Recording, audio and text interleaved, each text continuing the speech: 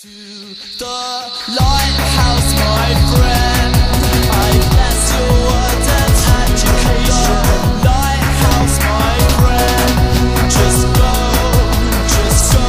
the lighthouse. Well, since The Void stares back the conclusive part of my new flavour of the year, the Void Knight series has recently come out as a massive cunt and decided it wants to have the requirements higher than God. I've got no quest which I can do this month, and I really feel I should keep you up to date on what I'm doing in the desperate hope of clinging onto the ankles of my waning subscribers and giving out free blowjobs for the new people who click the yellow button.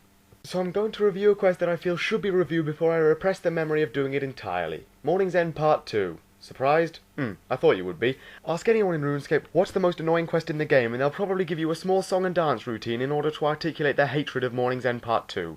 It's a quest that everyone seems to do last, one that whenever I contemplated doing it, I was bitch slapped by people telling me not to do it if I value my sanity. But I did it. It had been the only quest I could actually do on my list for some time and it was sticking out like a sore thumb after being hit by a Catagon Maul. I wanted to do the quest, if only to see how much of a shit fit I'd throw when I died about 16 times. I hadn't even intended to review it, for fear of having nothing but bile to spout, but since Jagex seemed to not want me to complete their cocking quest series, it looks like I have no choice. Okay, so the premise of Mourning's... Actually, what the fuck, Jagex? A new fucking Grandmaster quest? You said there wouldn't be one at the end of this quest series. Did you forget you've got middle ground between Painful Easy and Nomad's Cunting Requiem? 80 magic? 80 fucking magic? Why? What the fuck do you have to do? 70 smithing? Have you not fucked us in the anus enough with that skill already? You're a dick, Mod Moltaire. A stony-hearted dick. Anyway, Right. The premise of Mourning's End Part 2 is that it's a follow-up to Mourning's End Part 1. ME Part 1 was an incredibly shitty sequel to the Regicide quest, a fantastic adventure to brave new lands that ranks one of the highest in my favourite quests, in which you find out that... hold on. Spoilers are imminent. If you don't want the Elf series ruined for you, then mute this video and pretend I'm talking about Dragon Slayer or something.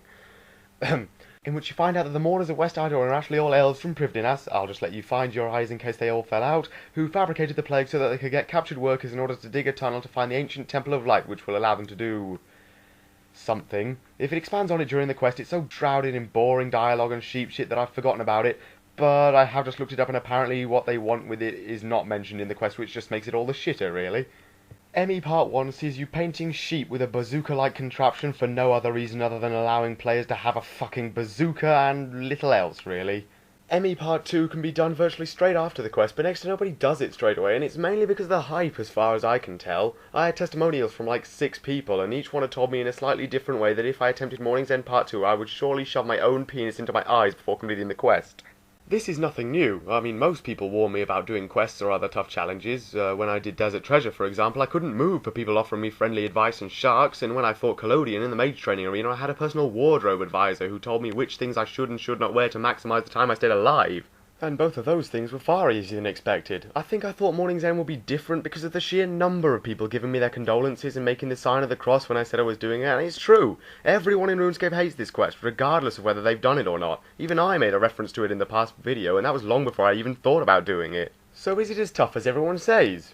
Did I smash my computer with a wrench during the quest? Am I talking to you now through a series of clicks and beeps after ripping out my own throat in a rage? No. To be perfectly honest with you, I don't know what all the fuss is about. The quest is not that hard. It's boring. Oh my god, is it boring. And may Saradomin rest the people who attempt to do the quest without a guide, but really, it was no more difficult or irritating than Contact, Ixthalarin's Little Helper, or, come to think of it, any quest involving the fucking desert. If you don't know what happens in the quest, it's basically one big puzzle involving mirrors and beams of light. You have to reflect light from one podium to another by adjusting the beams with coloured crystals and mirrors to make it go in different ways and unlock a bunch of doors. As I say, I did it with a guide. If you are going to attempt this quest, then use a fucking guide. This is one of those things that if you fuck it up for good. For the love of God, go to the RuneScape wiki or tip.it if you're into that kind of bullshit, and look up a guide for the puzzle or you will eat yourself. I don't know if that's what people meant when they told me it was hard, but I doubt it.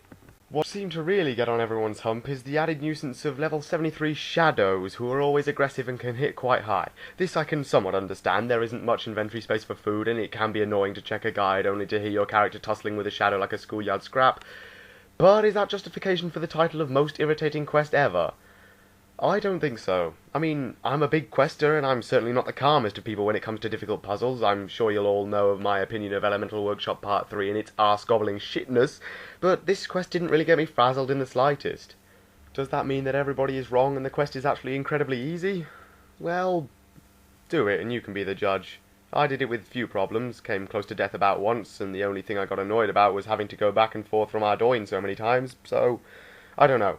Form your own opinions. Make a response to this video if you like, explaining what you think of the quest. Basically, kids, what I'm trying to say here is that I am too lazy to do what you watch these videos for, and have effectively asked you to make my review for me. Yes, sir. That's the kind of man I am.